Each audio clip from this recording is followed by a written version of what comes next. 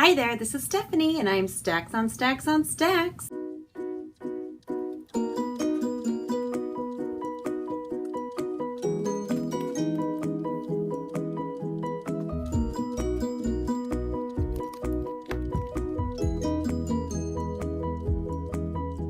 Today I am coming to you with the Top 5 Wednesday, 5 books that don't have any romance in them. Now, at first when I thought about this, I was like, ooh, this is kind of a hard topic. But the more I thought about it, the more it wasn't that hard anymore. I just had to go back to like classic literature. There's a lot of classic literature that doesn't have romance in it, or just the smallest bits, or even go to a lot of historical fictions that tend to be, there are definitely those historical fictions that have a lot of romance, but there are those historical fictions that are mostly historical. So it wasn't that hard once I kind of got on a roll. So today I chose my 5 favorite non-romance books. Now I'm also not going to be counting any middle grade books, children's books, or nonfiction. I feel like it's too easy if you pick those genres to find books that don't have romance in them. Now, I'm not big into romance myself. I will read it if it's in a book, if the characters are good and the plot's good and I'm enjoying it, but I'm not going to read a book just for the romance. I'm also not going to read a book that's main plot is romance. It's more something I tolerate if it's well written. It's not something I seek out. So I was really excited when I saw this top 5 come up, and I'm going to tell you my top 5 books that have little to no romance in them. And these are all books that I have super duper liked. First book I have is This Savage Song by Victoria Schwab. I read this last fall. I give it 5 out of 5 stars, and I'm sure you've been hearing a lot about it because the sequel just came out last month and I'm about to start it really soon.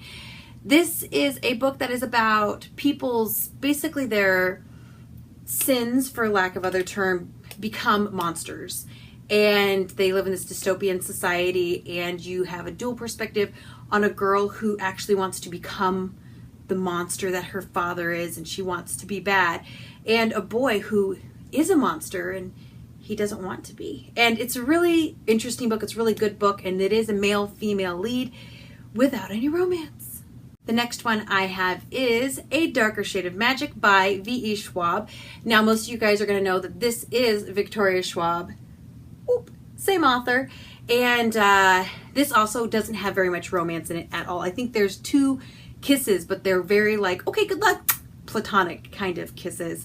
And it's a fantastic book. I just finished it a week and a half ago, and I really liked it. I'm excited to go on the series.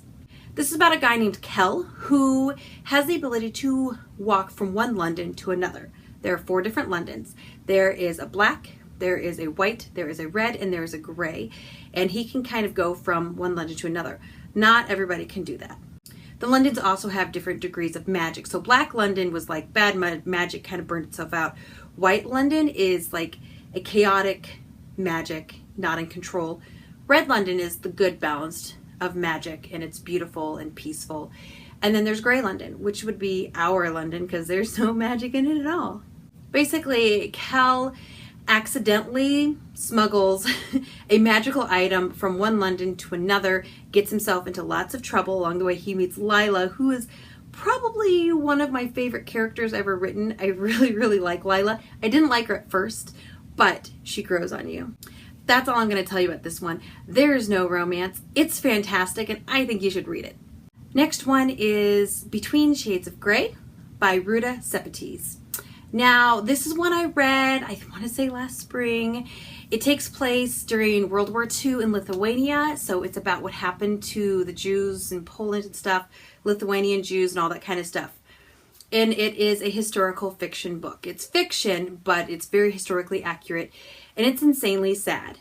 And there's no romance because it's a war and it sucks and it'll make you cry. But all in all, I did give it 5 stars. The next book I have is The Martian by Andy Weir. Now, this is the only one of these books that I'm talking about today that I haven't read, but I am confident that I will love this book. I saw the movie. I really liked the movie. I've heard the audiobook is great, so I bought it on Audible. I just need to listen to it, and I probably will in a few months. But as far as I know, there is absolutely no romance in this book. Maybe a little bit between our main character and his potatoes. That's been under debate. But It is about a guy who gets stuck on Mars, basically. He's there with a team, and a storm hits, and his team thinks that he was killed, so they leave, and he is still there.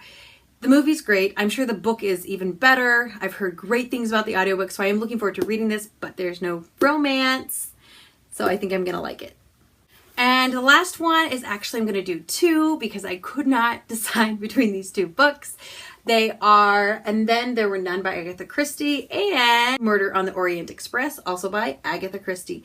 Now, these are two really, really, really good books that I liked. I read this one in the fall, gave it 5 out of 5. I read this one in the spring, gave it 5 out of 5.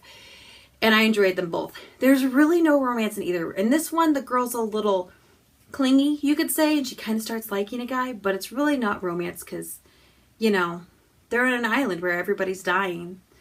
It's not romantic. But they are both very, very, very well written books. This one is about a bunch of people that are put on an island, not a big island, but a small island where you can see water from everywhere.